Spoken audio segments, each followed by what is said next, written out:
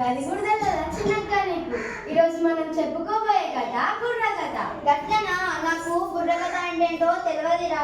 నువ్వు పెద్ద పటాయికుడి కదా, బుర్ర కథ అంటే ఏంటో నువ్వే చెప్పు. అంతా నీ అభిమానం అక్క. బుర్రున్నోళ్ళు బుర్ర లేనోళ్ళకి చెప్పే కదే బుర్ర కథ. ఇంతకు నీకు బుర్రుందా? అరే ఎంత మాట అన్నావురా?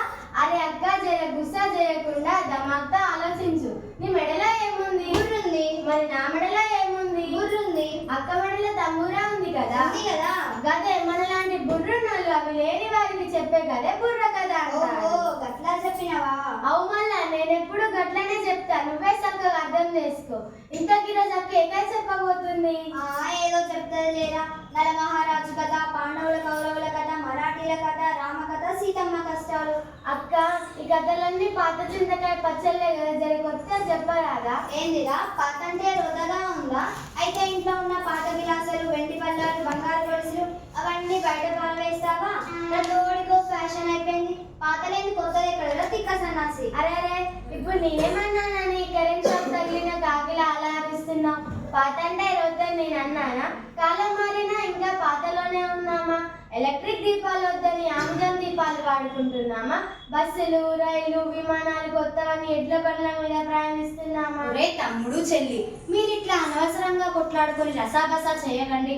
తమ్ముడు అన్నట్లే ఈరోజు మనం కొత్త కథ చెప్పుకుందాం. ఈ రోజు మనం చెప్పుకోబోయే కథ పేరు సీత ఇష్టాలు. సీత ఇష్టాలు. కథ ఇది పేద ఇంటిలో పుట్టి పెరిగిన పైడి బొమ్మ కదరా. సందానదాన చదువు సంతలో పేరు పొందిన చక్కనమ్మ కదరా. సందానదాన ఓటమి నెరుగక పోరాడే ఒక వీరబాల కదరా. సందానదాన 10 మందికి నీ ప్రేరణనిచ్చే వర్తమాన కదరా. సందానదాన. తరికిట చుంటరి ధా. ఇంతకు ఎవరా పైడివమ్మ? ఏమా కదక్క? అయ్యలారా అమ్మలారా, సిరులు విరసిల్లిన ఈ భారత భూమిలో రాజనాలు పండే రతనాల నేల మన తెలంగాణ. ఆ తెలుగునాట రామపురం అనేది ఒక పల్లెటూరు. ఆ పల్లెటూరులో శివయ్య, గౌరమ్మ అనే 2 పేద దంపతులకు కలిగిన తల్లి సంతానమే సీత. సీతను బడికి పంపాలనుకుంటుండగానే వారికి మరో పిల్లవాడు పుడతాడు. ఇంతటితో సంతానమ్మ, పెద్దమ్మ, వద్ద అని వారు మతన పడుతుండగానే వారికి మరో కూతురు కూడా పుడుతుంది. ఆలస్యం అమృతం, విషయం అంటే ఇదేనేమో. అరే నువ్వు నోరు మూస్తావా? నోరు మూసే రోజులు పోయాయక్క. మాట